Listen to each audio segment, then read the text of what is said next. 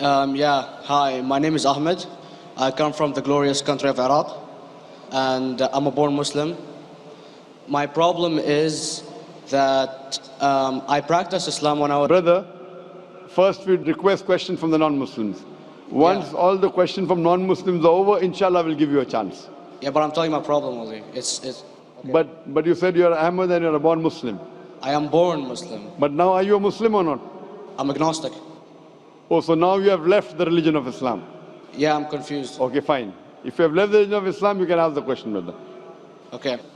So my question is, how come I don't have the faith that you and the other Muslims have and some of my friends, even though I practiced Islam a lot and I even did Umrah, but I still do most of the sins that are forbidden in Islam, and I sometimes am lazy to do the prayer and the other subjects we have to do in Islam. I have read many books about other religions and conspiracy theories and documentaries and such. I even have seen your own videos on YouTube, and there are many questions that go around my head about Allah and the Messenger and Muslims in general. And basically the most important question is, you said in one of your debates or questions that Allah is the creator and He's uncreated. But I have realized, how can the uncreated exist? And if He exists, how can we notice Him? How can we see Him or hear Him or feel Him or know of His existence if He's uncreated in our own dimension or so? That's one of the questions. Brother Ahmed said that he is a born Muslim. He comes from Iraq. He read the Quran, he read the books, but he commits many sins. He believes maybe sometimes he's agnostic and he's lazy for praying. Brother, before I answer your main question, if you do sins and if you're lazy for praying, that does not make you a non-Muslim. As long as you believe that praying is fard, sometimes you miss, it's a sin.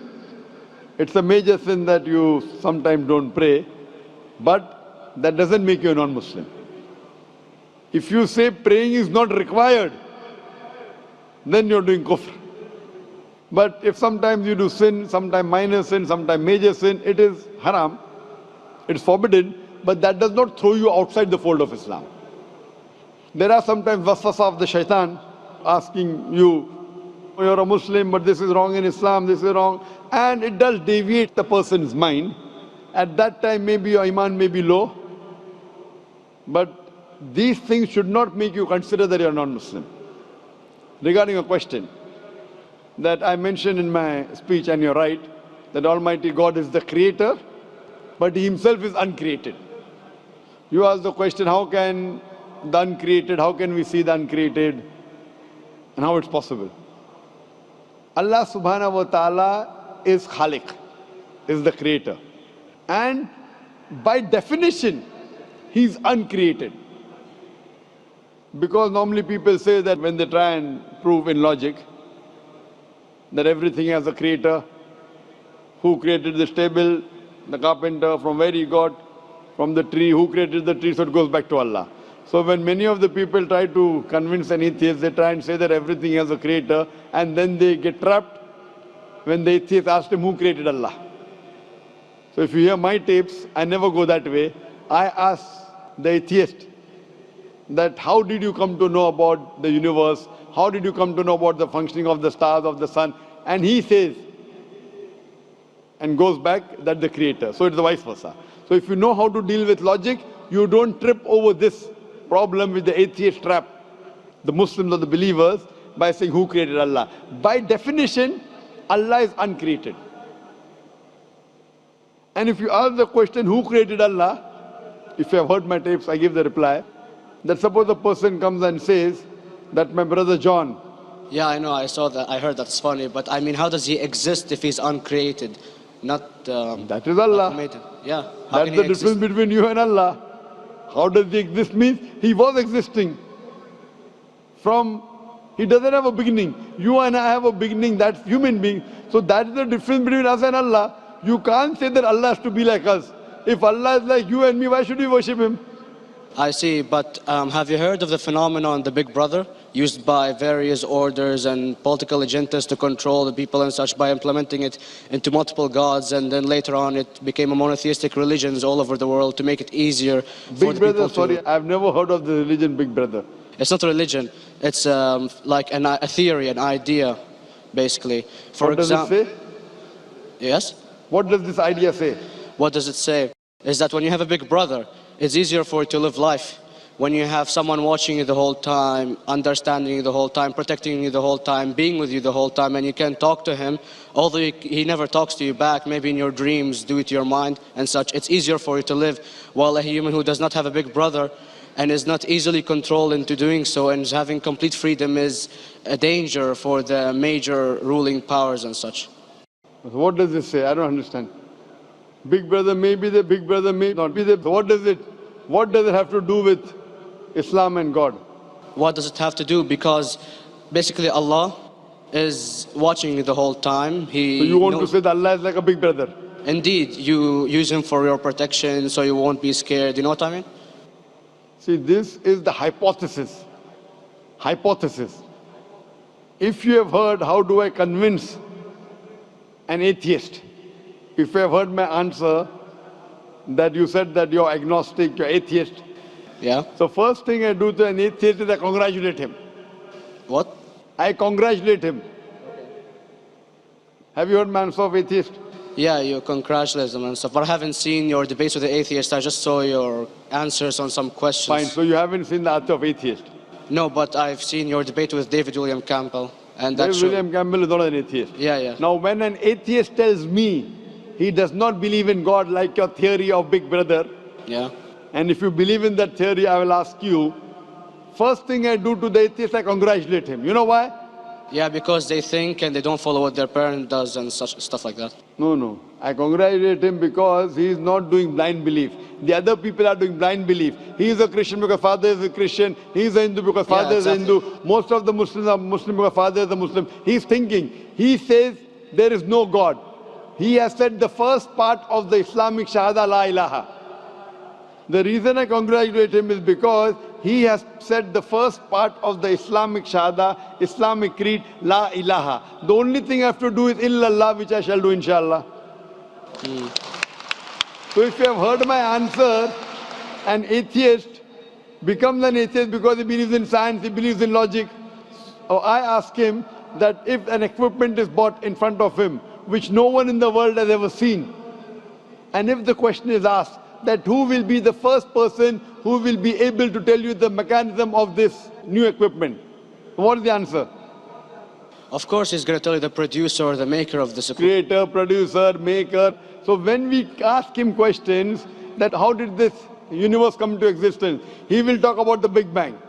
This what we're going to talk is already mentioned in the Quran 1400 years ago in Surah Anbiya chapter number 21 verse number 30. Avalam yaral lazina kafaru anna samawati wal arda kanat ratkum fataknahuma. Do not the unbelievers see that the heavens and the earth were joined together and we clove them asunder. This what you came to know 50 years back is mentioned in the Quran 1400 years ago. Who could have mentioned that?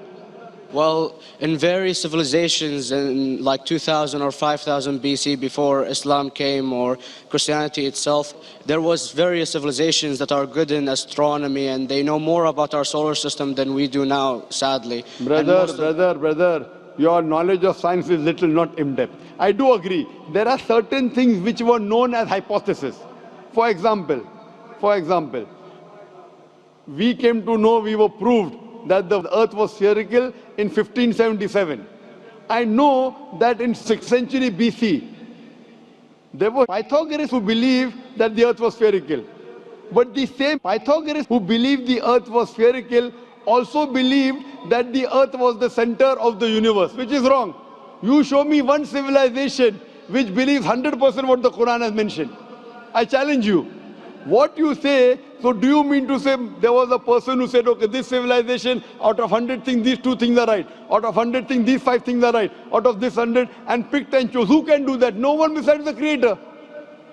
Even if you know that there were 10 different civilizations, hundreds of civilizations, there is not a single civilization that you know in the past which knew 100% of science what we know today.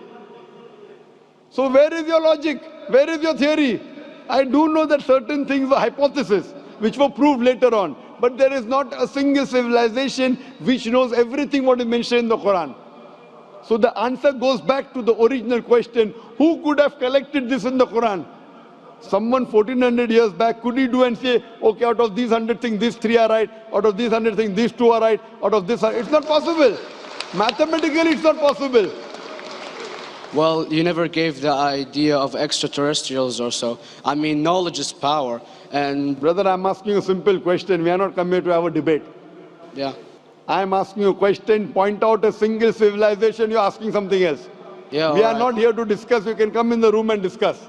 You ask a question, I'm giving you the answer. You gave about old civilization. I told you you're right. But out of 100 things, 98 they were wrong.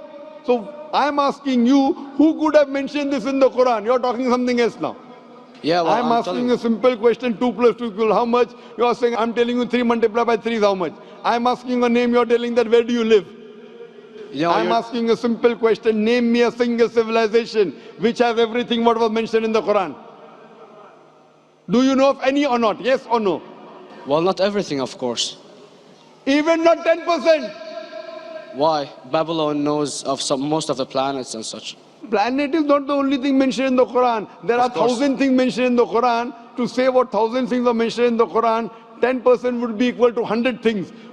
Did Babylonian civilization knew about 100 things mentioned in the Quran? No, because they you don't cannot. have the They knew 5 or 6 things. In percentage wise, very small. So, of course. Who can be the author of the Quran besides the creator to know what is right, what is wrong? Today science has established the hypothesis mentioned by Babylonian so many centuries back is today proven. So these were hypotheses in the past, which out of them many have been rejected, some have been accepted. So to collect all which is 100% correct has to be from the creator and no one else. Hope that answers the question.